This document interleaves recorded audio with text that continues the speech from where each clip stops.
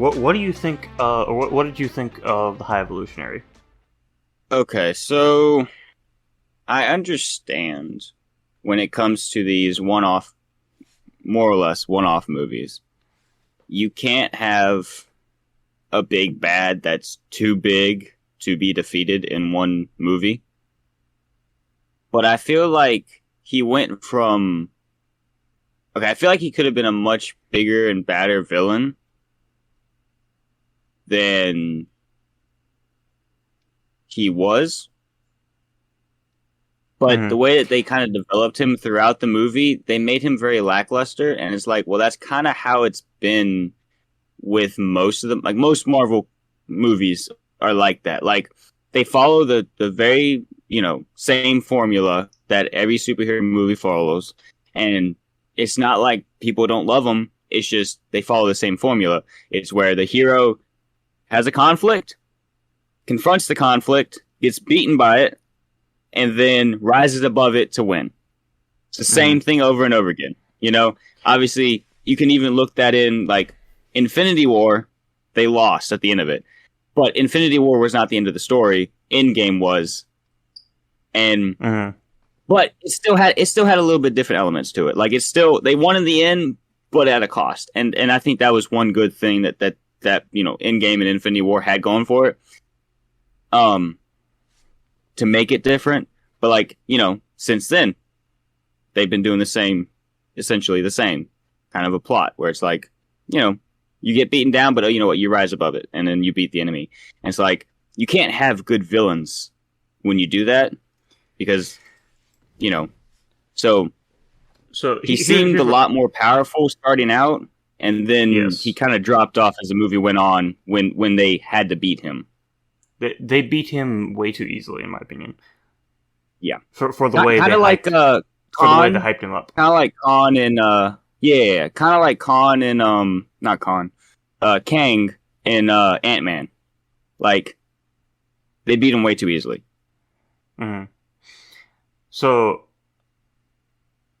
here's my thing with him. So I think he was a one of the better Marvel villains, but that's really not saying much because, like you said, Yeah. almost all the Marvel villains, even like Phase 1 and Phase 2, suck.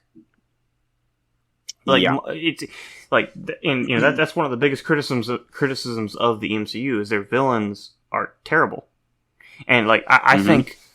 I think they could have had a better potential with him because it was very especially for Rocket, of course since they're a family, the rest of the Guardians was personal too, but especially with Rocket, it was he was a very personal villain.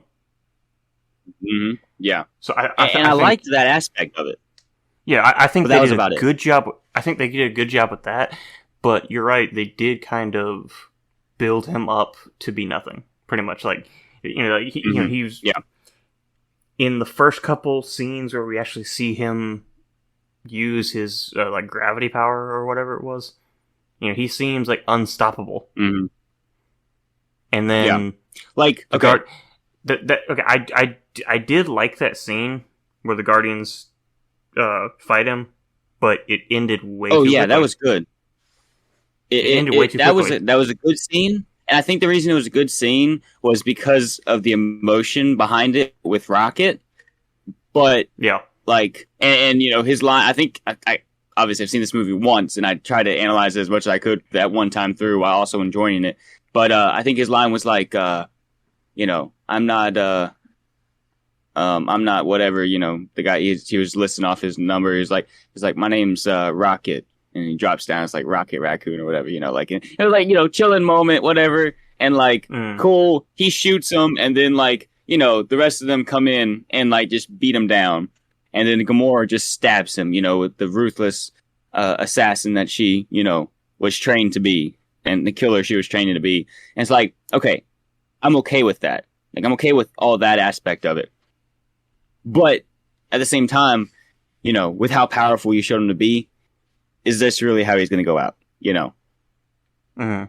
I think a Go lot of ahead. that final, and this is honestly something you can point out with a lot of, again, a lot of Marvel villains.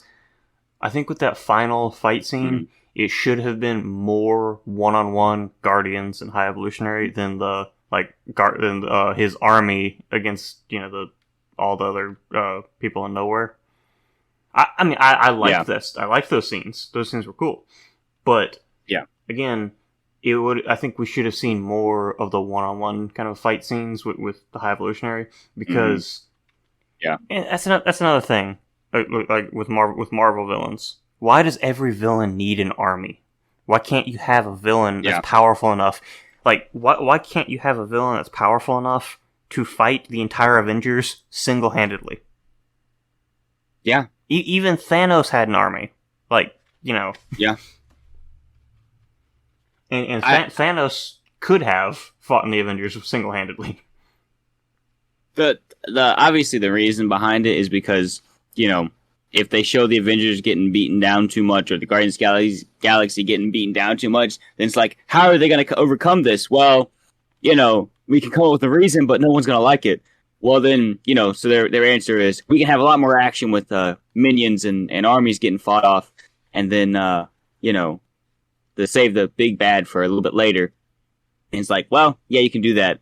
Or you can maybe think a little bit harder. And I'm not saying necessarily that I could do this, but obviously these people get paid to do it. So, think a little harder, find a better way to make a good, strong villain that can be beaten, but also is extremely hard. Like, make it like that final boss fight. You got to do like 4 or 5 times, Like, there are ways.